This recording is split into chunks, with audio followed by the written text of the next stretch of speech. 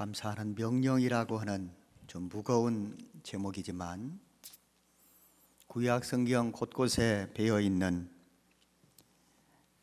하나님의 말씀은 감사에서 비롯되어지는 순종이고, 그리고 그 순종을 통해서도 하나님께 감사를 표현하는 이런 연결고리가 되어 있습니다.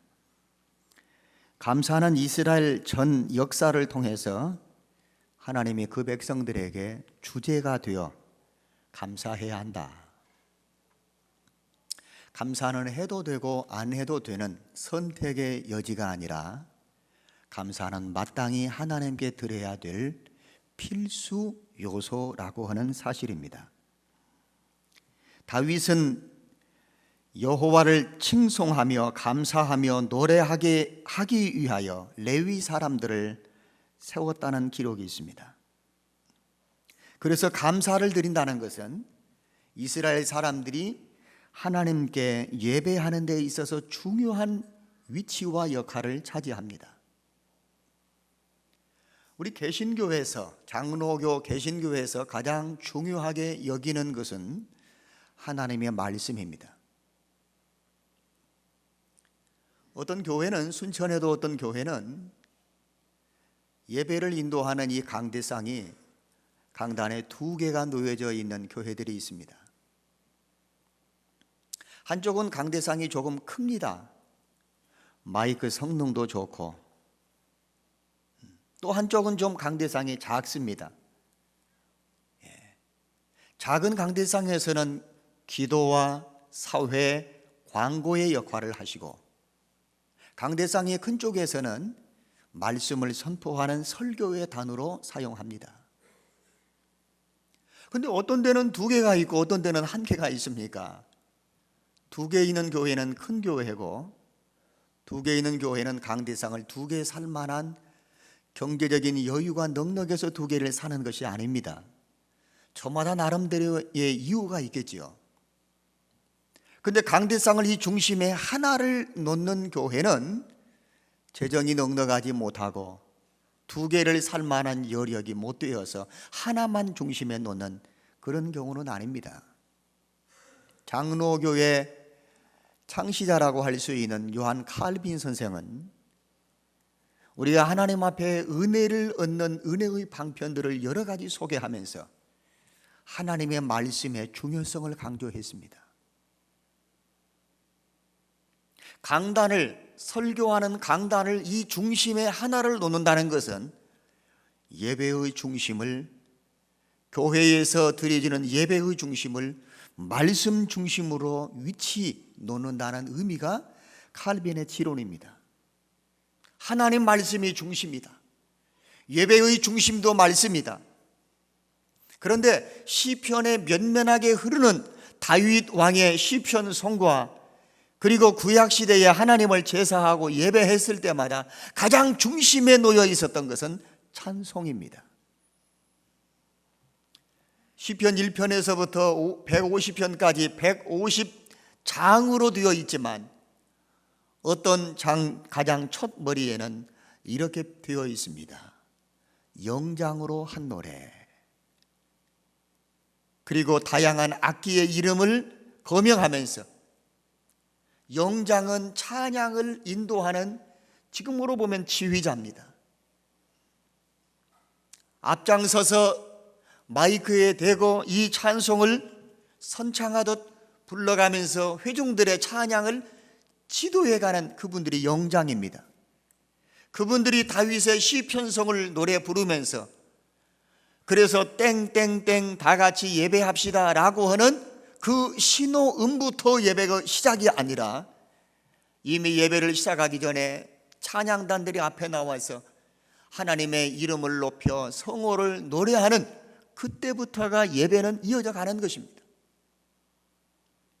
그래서 이 찬양이 예배의 중심이었어요. 찬양의 내용은 하나님께로부터 받은 은혜에 대한 감사가 주제가 되었습니다.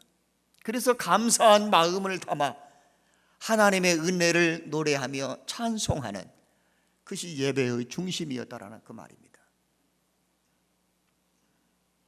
그래서 레위 사람들을 앞장 세워서 예배를 섬기게 하고 제물을 드리게 하고 노래하게 하고, 감사는 구약 이스라엘 백성들의 예배에서 중요한 역할을 차지했습니다. 시온을 향하여 올라가 성전을 향하여 올라갈 때에도 대열을 이루어 가면서 노래하면서 올라갔습니다. 시편의 42편에도 기쁜 소리와 감사의 노래로 하늘 영광을 가득 채우면서 노래하면서 성전을 걸었습니다. 그들은 감사함으로 시편 92편과 100편에도 보니까 감사한 노래를 부르며 성전에 들어왔습니다. 예배를 드릴 때에도 감사의 노래가 주를 이루었습니다. 시편의 54편에도 말씀 보니까 서원을 드리는 제사, 하나님 저에게 이렇게 해주시면 제가 이렇게 보답하겠습니다, 서원을 드리는 기도회도 감사의 노래가 포함되었습니다. 이스라엘 사람들은 하나님 앞에 나올 때마다 감사라고 하는 소재가 빠지지 않고 감사가 중심이 되어 노래하고 그리고 하나님을 예배했다, 그 말입니다. 왜 감사가 여러분 이 예배 가운데 중심이 되었을까요? 시편의 7편에도 보니까 하나님께서 외부의 적으로부터 그 백성들을 지키고 보호해 주셨음을 인하여 감사로 노래했습니다. 감옥과 같은 사망, 지옥, 스올이라는 곳에서부터 우리를 건져 구원해 주신 은혜를 인하여 하나님께 노래로 감사를 했습니다. 하나님을 경외하는 사람들에게 하나님은 공의로 하나님의 말씀에 법을 근거하여 공의로 재판하고 판단해 주셔서 어느 한 사람도 억울함을 당하는, 소외를 당하는 사람이 없도록 하나님의 말씀의 법을 근거로 공의로운 재판장이 되어주셔서 우리를 신원하여 주셨음을 인하여서도 하나님께 노래하고 감사로 영광을 돌렸던 것입니다.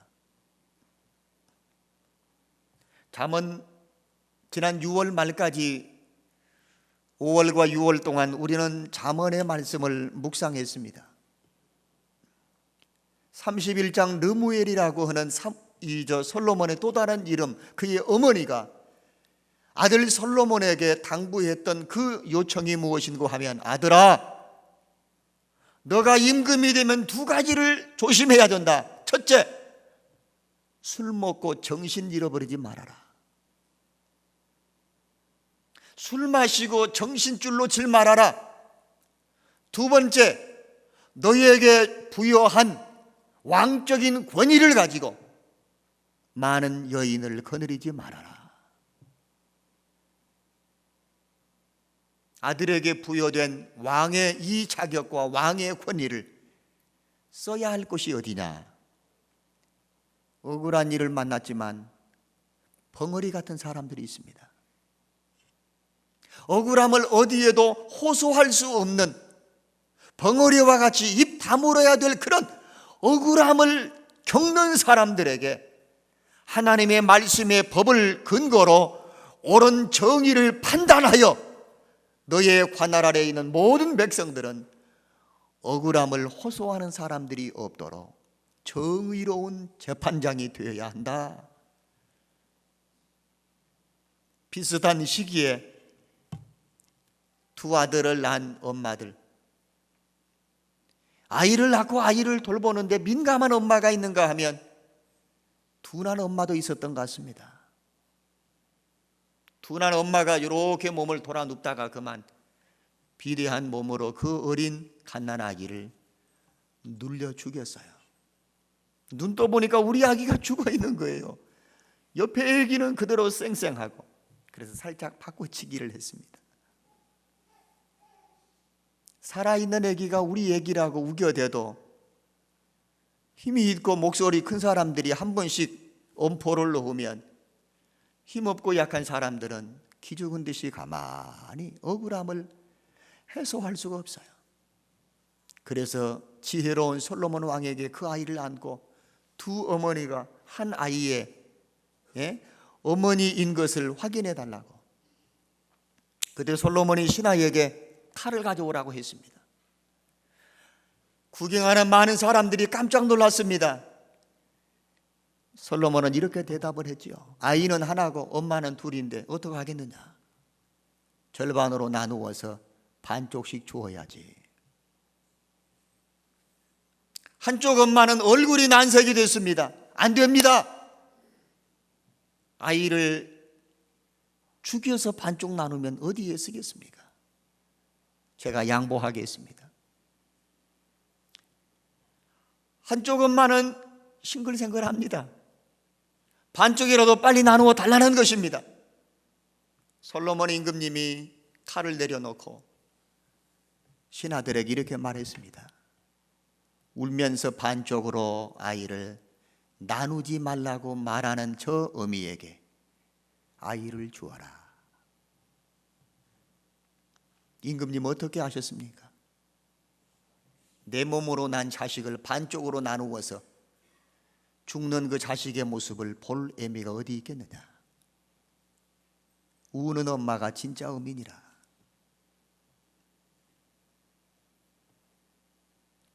하나님의 말씀의 법을 근거로 억울한 일을 당하는 일이 없도록 공정하게 재판해서 억울하지만 벙어리가 되어 말 못하는 그런 불행한 일들이 그 나라 안에 생기지 않도록 공의롭게 정의롭게 왕의 자리에서 백성을 치리하도록 르무엘의 어머니는 아들에게 그런 부탁을 했습니다. 하나님을 믿는 자들에게 우리 하나님께서는 말씀의 법을 근거로 공의롭게 심판하셔서 죄를 짓고 잘못한 사람에게는 하나님이 엄한 벌을 내리시지만 권선징악과 같이 하나님을 경외하고 어려운 사람들의 대변자가 되어져서 하나님을 경외하는 믿음으로 살아가면서 선을 행하는 사람에게 하나님이 복 주시는 하나님의 공의로우심을 눈으로 목도하고 삶으로 체험했던 백성들은 하나님께 감사하지 아니할 수가 없더라 그 말입니다. 그게 이스라엘 백성들의 하나님을 예배함 가운데 나타나는 것입니다. 아무리 잘못을 크게 지은 백성들의 죄가 있다 할지라도 하나님 앞에 그 잘못을 인정하고 무릎 꿇고 호소하며 하나님의 용서와 긍휼과 자비를 기다리는 백성들에게는 하나님이 들었던 매를 내리시고 그들에게 약속했던 심판조차도 거두어 주시면서 하나님께서 불쌍히 여기시는 은혜를 받은 백성들은 하나님 앞에 나올 때마다 감사하지 아니할 수가 없고 허물과 죄로 죽어 마땅한 우리들을 잘못했다고 용서를 구하고 회개할 때마다 니느웨 백성들처럼 하나님이 내리시는 징계를 거두시고 들었던 채찍을 떨어뜨리시면서 그 백성을 감싸주시는 위로와 용서의 하나님을 바라보면서 그들은 하나님께 예배 때마다 감사하지 아니할 수가 없었습니다. 그래서 구약 성경 전체에 흐르는 이스라엘 백성들을 대하시는 하나님의 그 손길은 구원에 대한 감격으로 표현을 했습니다.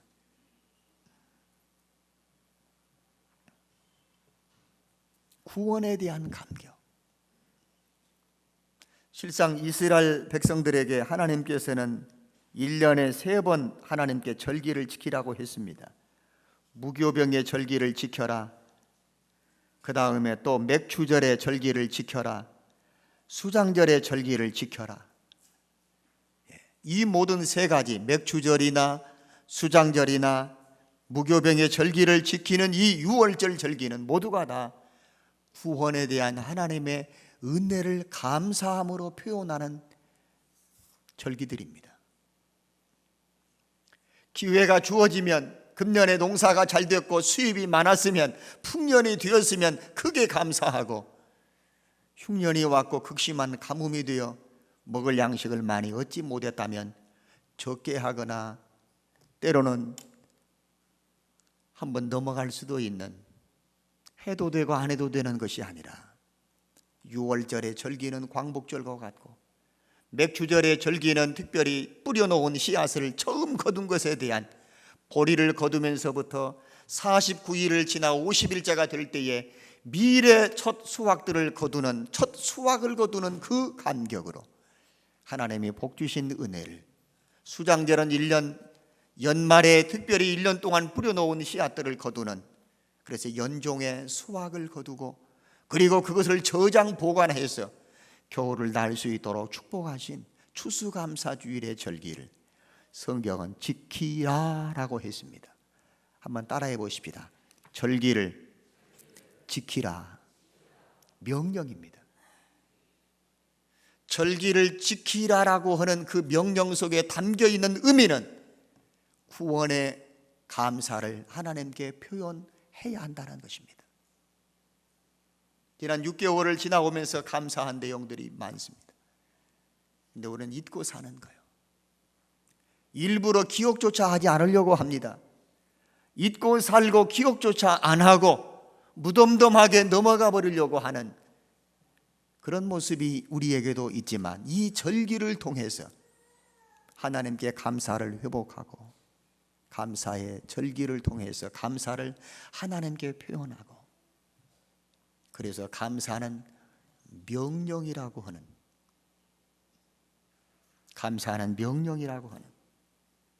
감사는 명령입니다. 하나님이 그의 백성들에게 요구하시는 명령입니다. 지키라라고 하시는 하나님의 명령입니다.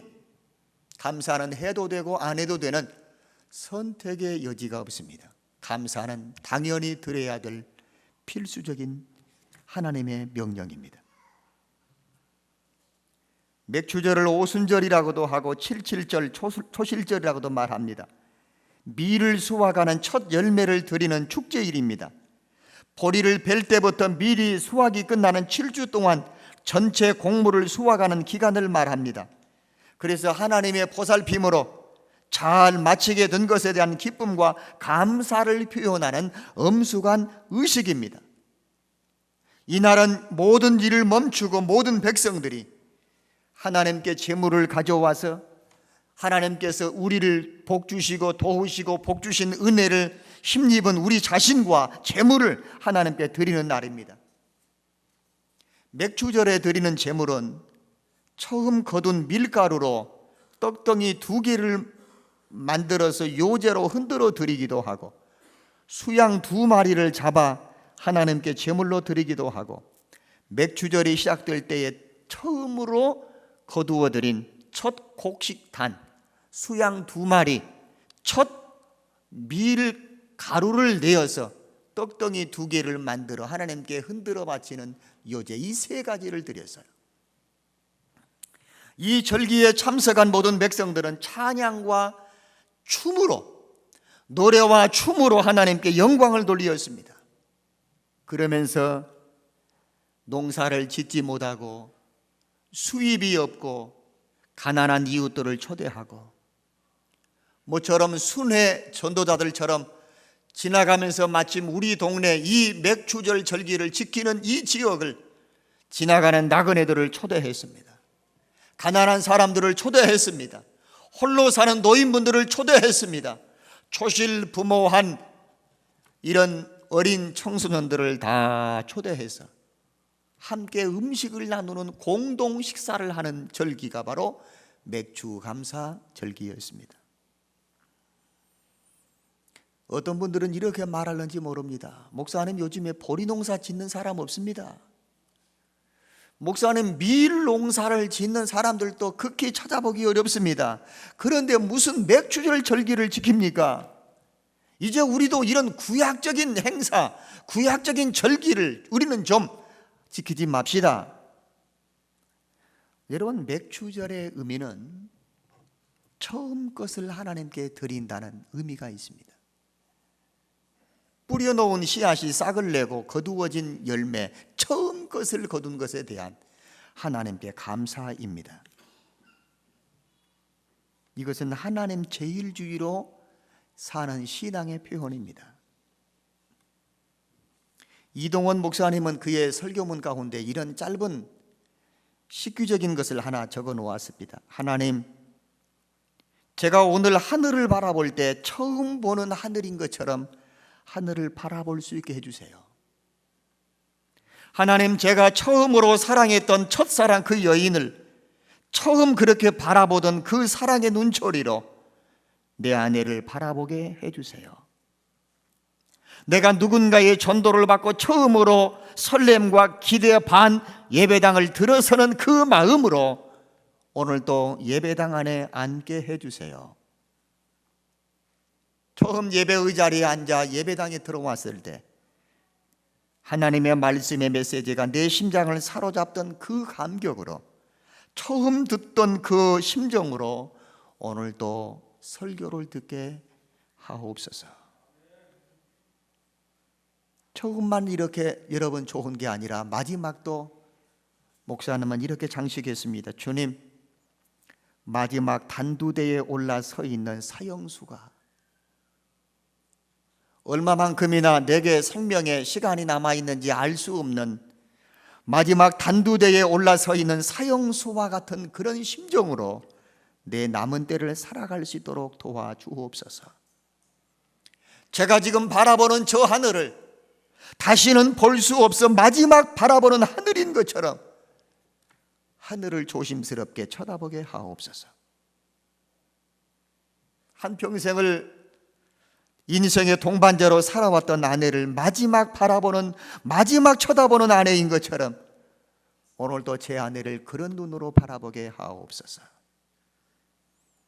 마지막 예배를 드리는 예배당인 것처럼 오늘도 내가 오늘 예배하는 이 예배당이, 이곳에서 드리는 이 예배가 내게는 마지막 예배요. 다시는 이 예배당의 발걸음을 디딜 수 없을 만큼 마지막으로 예배드리는 그 예배당인 것처럼 그 예배당을 아쉬운 눈으로 바라보게 하옵소서. 마지막 듣는 설교인 것처럼 설교를 듣게 하옵소서. 하늘에서는 별이 가장 소중하고 땅에서는 꽃이 가장 아름답듯이 나에게는 교회가, 나에게는 사랑하는 아내가 사랑스럽고 소중한 것임을 처음 보는 시선으로, 마지막을 보는 그 시선으로 처음과 마지막을 아름답게 장식해 놓은 그런 짧은 글이 하나 목사님의 설교문 가운데 담겨 있더라고요. 여러분에게 제가 한 가지 여쭙겠습니다. 모처럼 직장의 동료들과 친구들과 어울려서 별미 먹을 수 있는 맛집에 여러분들이 방문해서 먹고 나니 음식의 맛이 쉽게 가시지가 않습니다. 음식점 문을 여러분 나오면서 무슨 생각이 듭니까? 나중에 내가 누구랑 같이 한번 더 와보고 싶은 마음이 듭니까? 언젠가 맛있는 이 맛집에 맛있는 음식을 먹기 위하여 누군가와 같이 와보고 싶은 마음이 드는 사람이 내게 가장 소중한 사람이고 사랑스러운 사람인 것입니다. 휴대폰이 오래되어져서 휴대폰을 새로 하나 샀습니다. 처음 받아본 휴대폰으로 누군가에게 처음으로 전화통화를 해보고 싶은 사람이 생각납니까? 그분이 여러분에게 가장 소중한 사람이고 여러분 마음속에 가장 사랑하는 사람인 것을 기억하시기 바랍니다. 귀한 것이 생기고 좋은 일이 생기면 가장 먼저 주고 싶고 나누고 싶고 함께하고 싶은 사람. 오늘 이 맥주절의 의미는 보리도 심지 않고 여러분 밀도 심지 않지만 가장 첫 번째 것, 이것은 소중한 것입니다. 처음 것은 사랑스러운 것입니다. 그것을 하나님께 드린다는 것은 내 생애의 처음부터 마지막까지를 하나님 중심으로 살고 싶다는 신앙의 고백이 맥주절 처음 것으로 하나님께 드리는 것입니다. 첫 마음이 중요한 것입니다. 첫 믿음이 중요한 것입니다. 그 마음을 드리는 첫 열매의 신앙이 시간도 첫 시간을 하나님께 기도로 문을 여는 성도는 하나님 제일주의로 살아가는 성도의 모습인 것입니다. 두 번째 맥주절은 하나님께 아까 제가 드린 말씀처럼 구원에 대한 감사, 감격을 표현하는 절기라고 했습니다. 허물과 죄로 죽어 마땅한 우리들인데 하나님은 우리를 사랑하셔서 독생자를 이 땅에 보내시고 그 아들의 십자가의 죽음 피값으로 우리를 구원해 주신 은혜를 힘입고 구원받은 감격으로 내가 지옥 가야 마땅하고 죄값으로 죽어 마땅한 자리에서 나를 건져주시려고 아들이 십자가에서 대신 죽으시고 피 묻은 손으로 내 손 잡아 나를 건져주시고 영광스러운 주님 가신 그 길을 걷도록 우리를 뒤에서 미시고 앞에서 이끌어 주시는 주님의 그 구원의 은혜를 감사하며 드리는 절기가 바로 맥주절입니다. 성경을 잘 풀어 주석을 달았던 매튜 헨리라고 하는 목사님이 길을 지나가다가 강도를 만났습니다. 도적을 만나서 지갑을 빼앗겼습니다. 지갑을 빼앗긴 이 매튜 헨리 목사님이 집에 오셔서 서재에 앉아 4가지 감사의 조건을 기록을 했습니다. 하나님, 도적을 만날 수 있는 재물의 여유가 있어서 감사합니다. 길을 지나가다가 헌혈하라고 여러분 붙드는 분이 있으면 감사하십시오. 저분들이 나를 보더라도 내가 건강하게 보이는가 보구나, 내 피가 필요한가 보구나. 도적이 나를 보았더니 돈 꽤나 있어 보였는지 그런 여유를 주신 것 감사합니다. 하나님, 지갑은 가져갔지만 내 생명을 빼앗아가지 않은 것을 생각하니 뭐 하겠습니다? 감사하겠습니다. 많은 것 다 가져가지 않고, 우리 집에도 많은 것이 있는데 우리 집에 있는 많은 것 다 가져가지 않고 지갑에 있는 것 적게 가지고 간 것 감사합니다. 마지막 4번째는 참 의미가 깊습니다. 하나님, 내가 도적질하지 않고 도둑 맞은 것이 감사합니다. 도둑놈 되지 않고 남의 것을 빼앗는 강도짓하지 않고 빼앗기고 잃어버릴 수 있게 되어서 그래도 감사하다고. 좋은 일이 있을 때만 감사가 아니라 잃었을 때 해도, 빼앗겼을 때 해도, 실패했고 넘어졌을 때도 동일하게 감사를 잃어버리지 않고 표현할 수 있음이 버리심지 않고 밀거두지 않는 때라도 감사 절기를 지키는 것입니다. 이 맥주절의 기간은 7주 동안 계속되었습니다. 한 번으로 끝나지 않았습니다. 한 번의 감사로 끝나지 않았습니다. 어버이날 우리 아이들이 용돈이 넉넉지 못하니까 종이로 빨간색 종이 오려가지고 여기 하나 딱 붙여주는 것으로 자식 도리 다 했고 부모 효도 다 한 것으로 끝나버리는 것이 아니라 7주 동안 꾸준하게 지속적으로 오늘 감사하지만 내일 또 감사하고 일주일 후에도 감사하고 49일 내내 하나님의 은혜를 묵상하고 기억하면서 그것을 손꼽아 보면서 되새겨 보면서 하나님께 감사하고 더 많이 감사하고 싶어하는 그 간절한 열망들이 그들 속에 50여일 동안 이어져 왔다는 사실들. 우리는 처음 열매의 신앙들도 계속되고 감사의 생활, 헌신과 봉사의 생활들도 변치 않고 계속 되어져야 할 것입니다. 우리 신앙생활도 끈질기게 계속되어야 됩니다.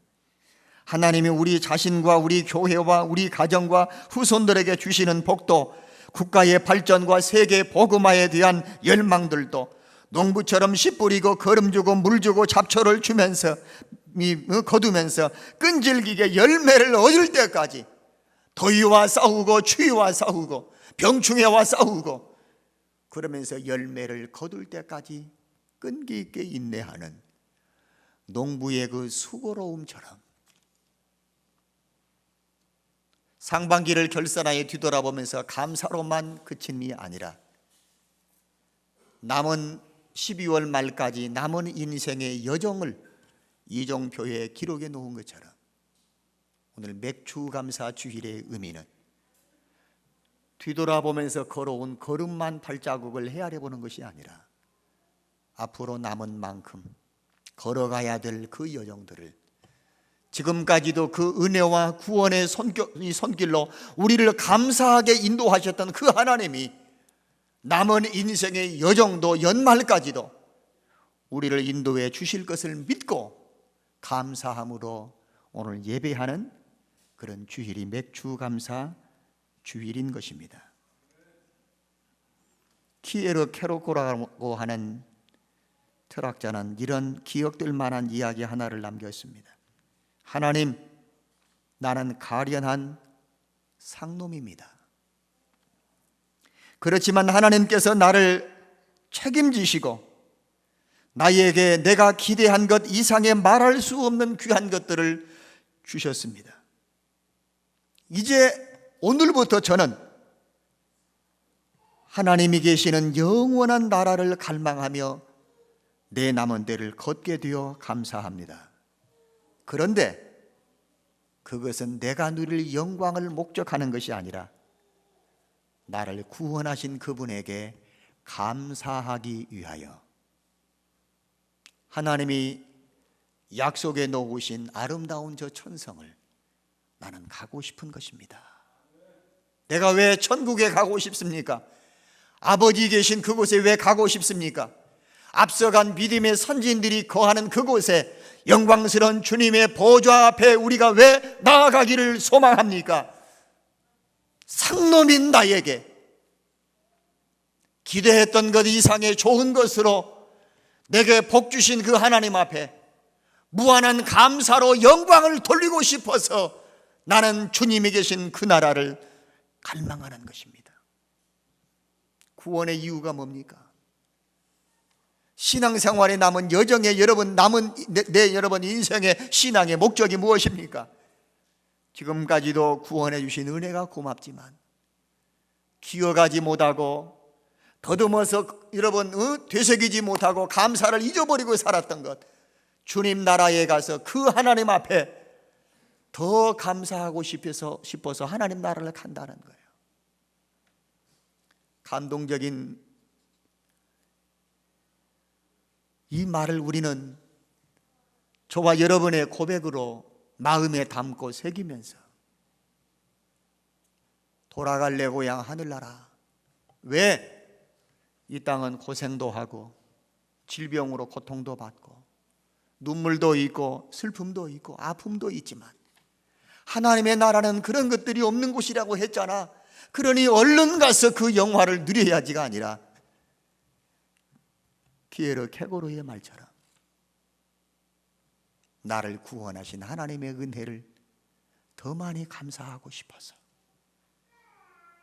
이 심장을 가지고 오늘부터 남은 하반기를 믿음의 선한 싸움을 싸우듯 여러분들이 힘차게 걸어갈 수 있기를 축복합니다.